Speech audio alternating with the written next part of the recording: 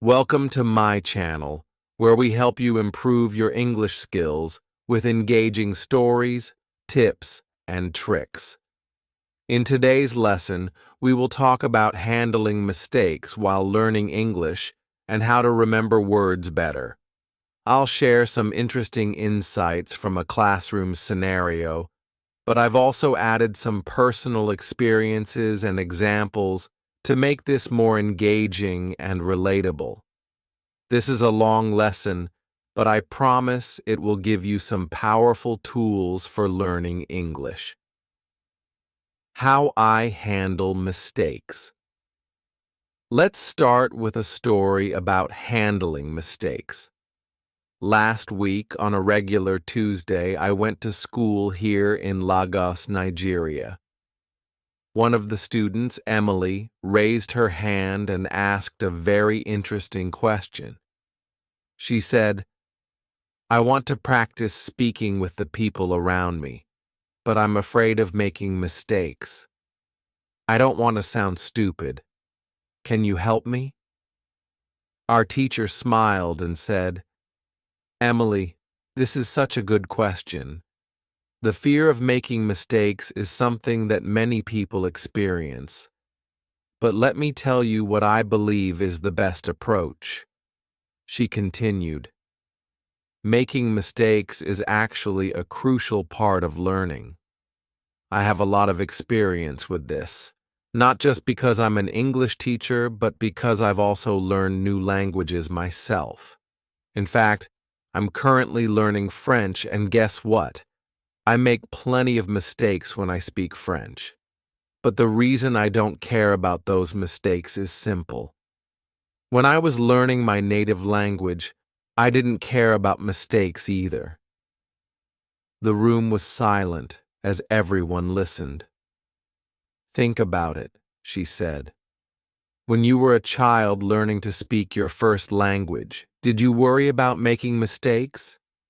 No, you just focused on expressing your thoughts, and with time you got better. That's the same approach you should take when learning English or any other language. Focus on communicating your ideas, not on being perfect." She paused for a moment to let this sink in. Here's another example. When I practice speaking French, my main goal is to make sure that I express my thoughts. Even if I make mistakes, I know that with practice, I'll get better. The same goes for you when learning English. Every time you speak, read, or do a shadowing exercise, your English will improve. This idea made a lot of sense to us. It's the same approach that works for many people. In fact, it's like learning how to play an instrument. When you start playing the guitar, for example, it sounds bad at first.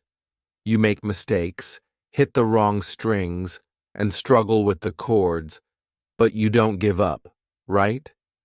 Over time, as you practice, you start to play better.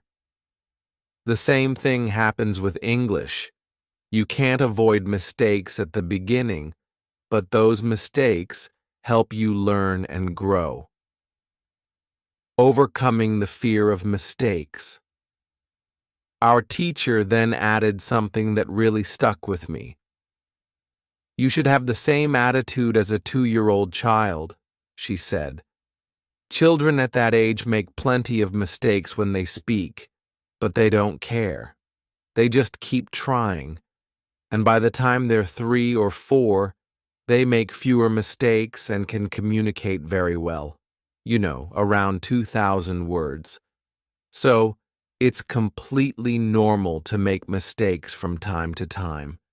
Mistakes are not something to be afraid of. They are part of the learning process. Nobody becomes perfect overnight.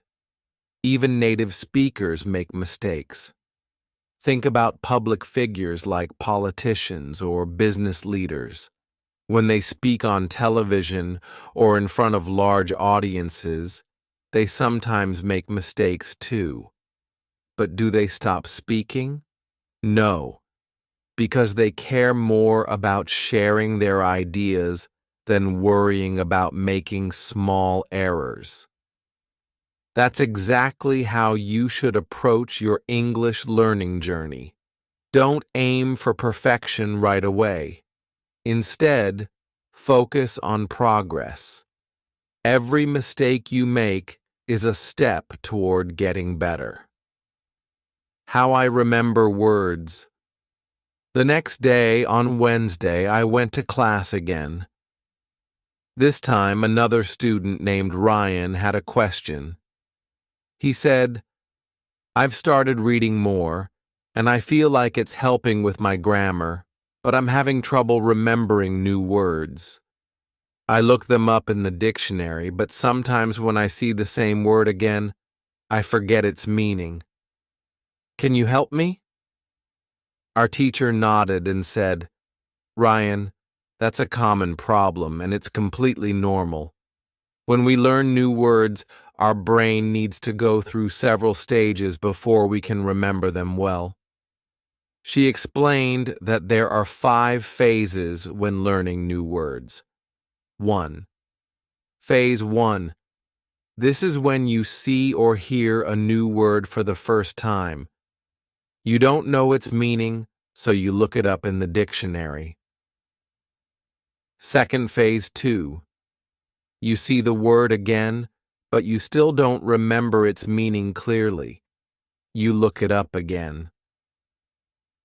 Third phase 3. The next time you see the word, you have an idea of what it might mean. You might recognize it as a verb or noun, but you're not 100% sure.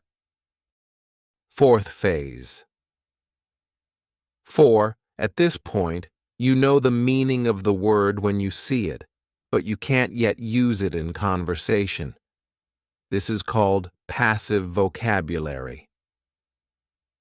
Phase 5. Finally, you reach the stage where you can actively use the word when you speak. It becomes part of your active vocabulary. Ryan seemed relieved to hear this. "So it's okay. If I don't remember a word right away?" he asked. "Absolutely," our teacher replied. "It's all part of the process. You need to see or hear the word several times before it becomes a part of your everyday vocabulary. Don't feel bad if you have to look it up multiple times. Each time you do, you're getting closer to mastering it." How can I improve my listening? On Thursday, we had another great discussion in class.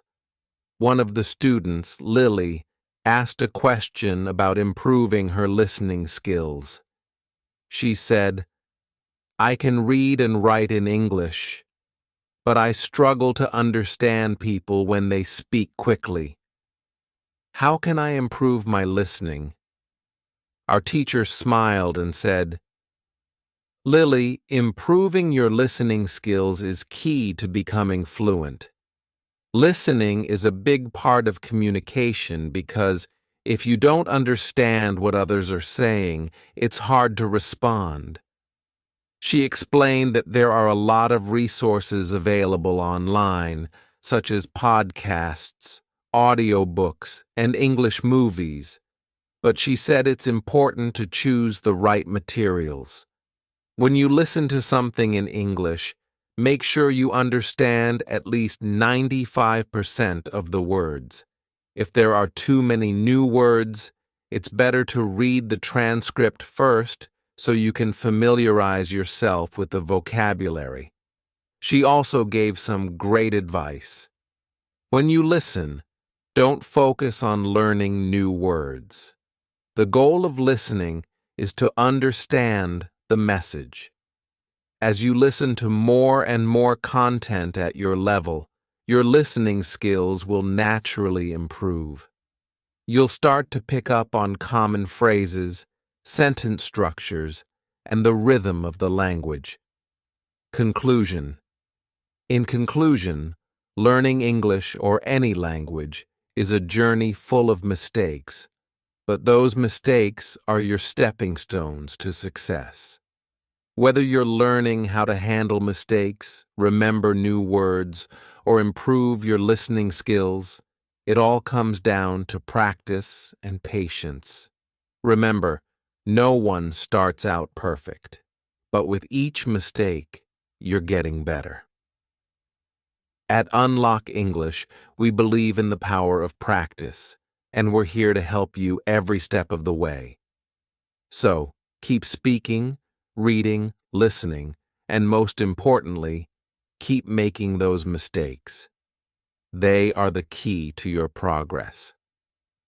How to improve your English listening skills with books, films, and motivation. Let me tell you about a few great ways to improve your English listening skills. These are methods I have personally tried, and they worked really well for me, so I highly recommend them to you. The first thing I suggest is reading books. Books are a fantastic way to start, especially if you're a beginner or even at an intermediate level. What's great is that you can choose books that match your current level of English. Step 1. Choose the right book for your level. Finding a book at your level is very important. For example, if you're just starting to learn English, you don't want to pick a book that's too difficult. It might frustrate you. But if you choose a book that you can mostly understand, you will enjoy it and learn new words along the way. Here's what you should do. First, read the book. Then listen to the audio recording of that book. Listening to the recording while reading will help you improve both your reading and listening skills. You can do this at home when you're relaxed, or even while traveling, like when you're on the bus or train. There are some websites that provide great English books for this purpose. You can visit sites like greatenglishbooks.co.uk or learntoadbooks.com for access to interesting stories that also have recordings. These sites provide books in 3 different levels: beginner, intermediate, and advanced. This way, no matter your skill level, you can find something suitable. Step 2. Listen to the news in English. Another thing you can try is listening to the news in English. This can be really helpful because news stories often use everyday language, and you can hear how people really speak. There's a website called newsforeveryone.com that provides news stories in simple English. Just like the books, they offer news at different levels of English. Whether you're just starting out or already know 2,000 words in English, you can find something that suits you. Listening to the news regularly will help you get used to the language and improve your comprehension over time. Step 3. Watch films and videos. Apart from books and the news, films and videos are excellent resources for improving your listening skills. When you have learned around 2,000 words in English, you can start watching English films. Watching films is fun, and it's a great way to learn how people actually speak in real life. Here's what you should do. The first time you watch a film, turn on the subtitles. This way, you'll understand the story and learn some new words. After watching it with subtitles, try watching the same film again without them. Each time you watch the film, you will understand a little bit more. If you really enjoy the film, you can watch it multiple times. This repetition will help you get more familiar with English expressions and improve your listening. For example, if you're interested in nature, you can watch documentaries about animals or the environment. There are plenty of nature films available online. You can also find great reality shows. which are often easier to understand than regular films because they tend to follow a simple structure.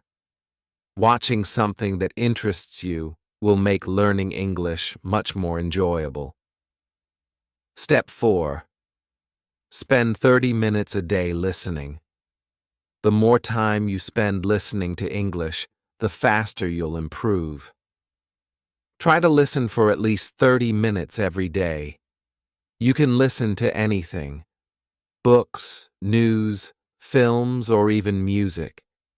At first, it might feel difficult because you might not understand everything, but don't worry. Focus on what you do understand, even if it's just a few words or sentences. Over time, your understanding will improve. In the beginning, it's easy to feel frustrated because you might not understand most of what you hear, but try not to focus on what you don't know. Instead, be happy with the new words and sentences that you do understand. Every new word you learn is progress. Remember, listening is one of the easiest ways to learn because all you have to do is sit back and listen. You don't need to do anything else. A personal story. How I improved my listening skills. Let me share a story with you about how I improved my English listening skills. This might inspire you. In one of my English classes, my teacher asked us to talk about the first time we became interested in learning English. Do you remember the moment you first started learning English? For me, I started learning English when I was in high school. At first, I didn't like it at all. It was really hard, and I found the grammar confusing. The structure of the sentences didn't make sense to me, and I struggled to memorize vocabulary. When I finished high school, I was still only a beginner. I couldn't speak English, and I thought I would never be able to learn it properly. I believed that English just wasn't for me. But something changed when I turned 20. I've always loved music, and around that time I started listening to a band called the Blue Roses. I really wanted to understand the lyrics of their songs, so I began translating their songs word by word. Slowly, I started to understand more and more of the lyrics. One day, I met two travelers from Australia on a train. We had a very simple conversation in English, but that small talk made a big difference for me. I started to believe that maybe, just maybe, I could actually learn English. From that moment on, I worked on my English almost every day. I listened to English songs, watched films, and read books. Eventually, I became much better at understanding and speaking English. I even decided to travel to Sydney, Australia, to improve my English further by immersing myself in the language. The importance of motivation. My teacher told me something very important during that class. Motivation is key to learning English. Without motivation, it's hard to stay focused. But when you have a strong reason to learn, like wanting to understand music, films, or having conversations with people from other countries, you will find it much easier to make progress. Everyone in my class had a different reason for learning English. For example, one of my classmates, Emily, wanted to read classic literature in its original English. Another student, John, dreamed of becoming a tennis coach in New Zealand and knew he needed to speak English well to achieve his goal. Sarah, another classmate, wanted to work for a big international company in Dubai and needed English for her job. We all had different reasons, but we all had one thing in common. We needed English to achieve our goals. At the end of the lesson, our teacher asked if we liked learning English. I told her that when I was in high school, I didn't like it at all, but now I really enjoy it. I can see how useful it is to speak English in so many different situations. My teacher said that liking English makes it easier to learn. If you enjoy English music, films, or culture, it becomes easier to spend time learning the language. How to learn. 3,000 words in English. One day in class, a student asked our teacher how to learn 3,000 important English words. Our teacher explained that while you can find lists of the most common 3,000 words on the internet, learning words from a list isn't very helpful. Learning words in isolation doesn't help you understand how to use them in real conversations. A better way to learn new words is by reading or listening to full sentences. This way, you learn the words in context, and you'll remember them more easily. For example, instead of memorizing the word appreciate from a list, you can learn it in a sentence like, I really appreciate your help. By seeing or hearing how the word is used in real life, it will stick in your memory longer. Conclusion. Stay motivated and keep practicing. In the end, the key to improving your English listening skills is simple. Practice regularly, stay motivated, and enjoy the process. Find things you like to listen to, whether it's music, films, or news, and make it a habit to spend time with English every day. The more you listen, the better you will get. Just remember, every little bit of progress counts, and with time, you will see big improvements in your English skills. Learning English can be an exciting journey, but it's important to remember that some methods of learning may have their limits. For instance, when you rely only on memorizing individual words from lists or using a translation method, you might find yourself stuck after learning about 1,000 words.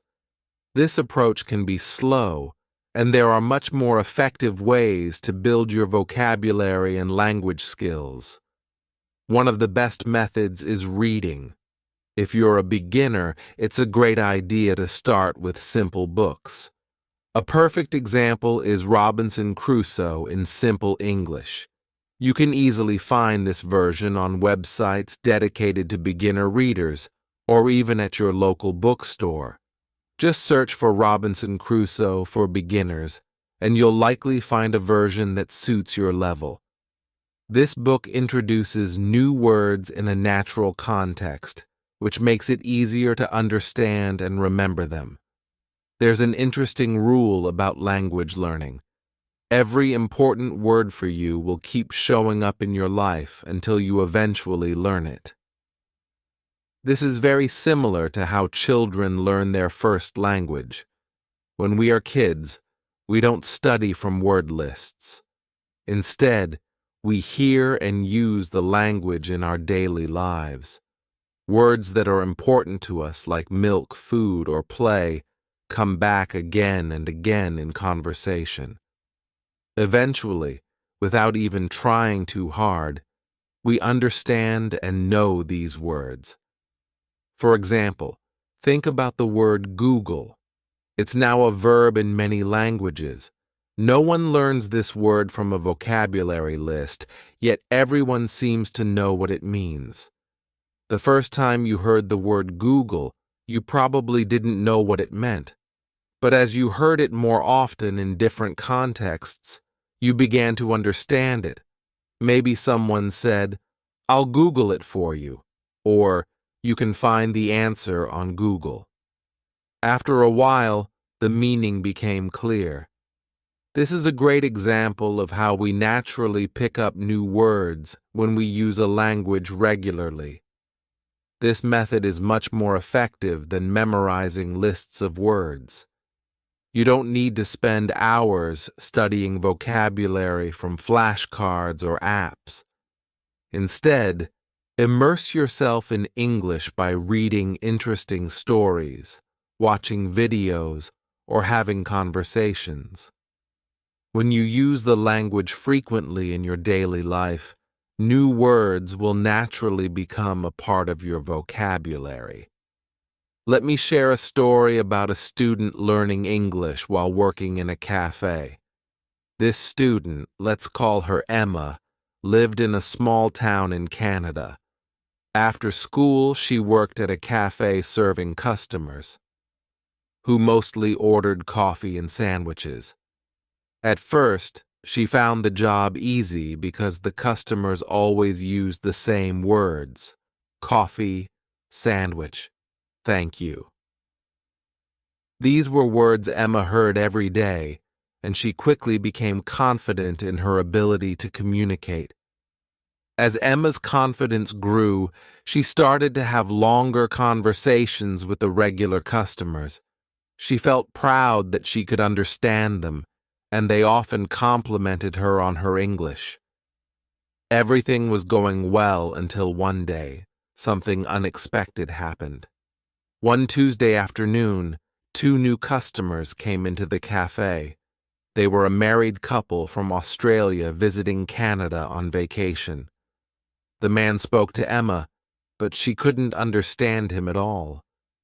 Even though she knew he was speaking English, his accent was completely unfamiliar to her.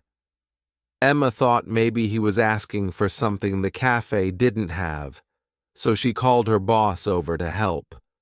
Her boss quickly understood the man's order and sold them 2 coffees and sandwiches. After the couple left, Emma felt embarrassed. She apologized to her boss for not understanding the man.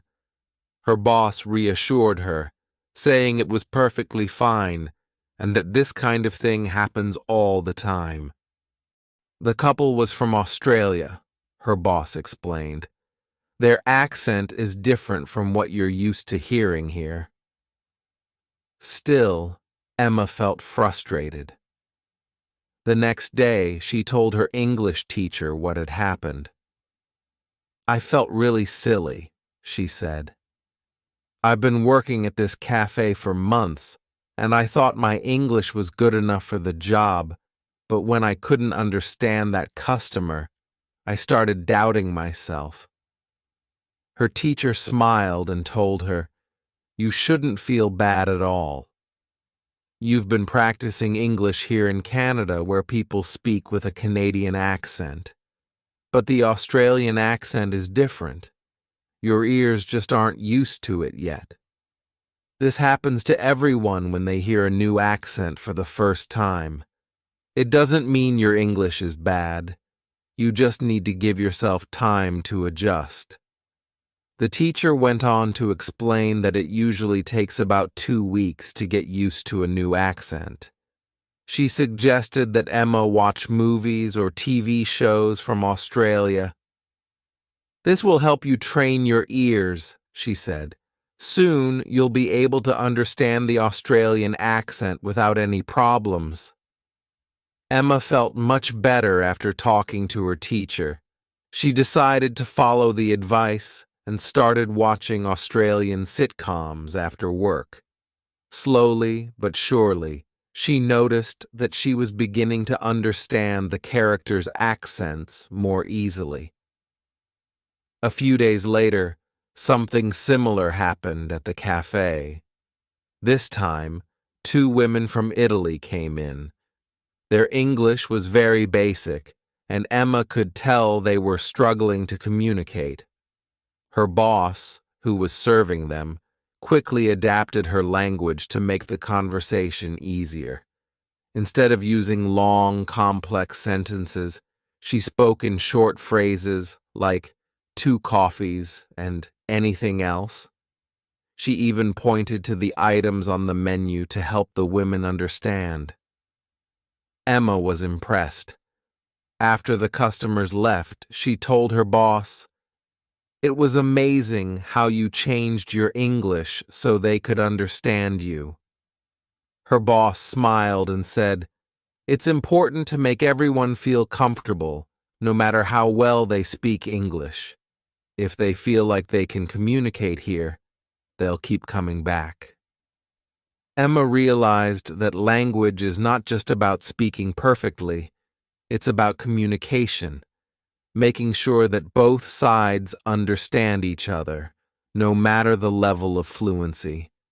She admired how her boss had adapted to the situation, and she decided to do the same in the future.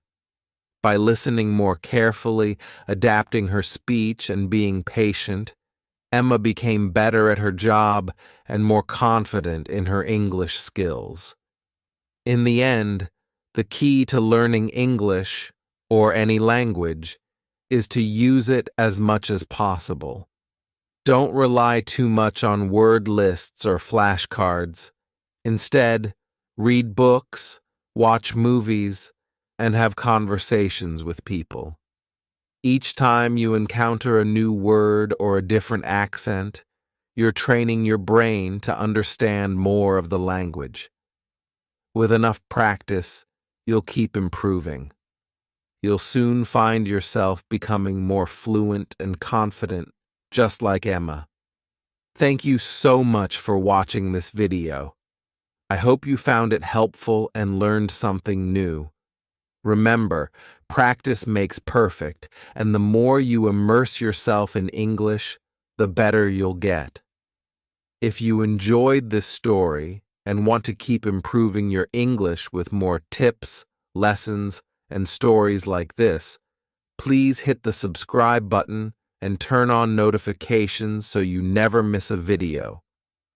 Also, don't forget to like the video and share it with your friends, family, or anyone else who wants to learn English.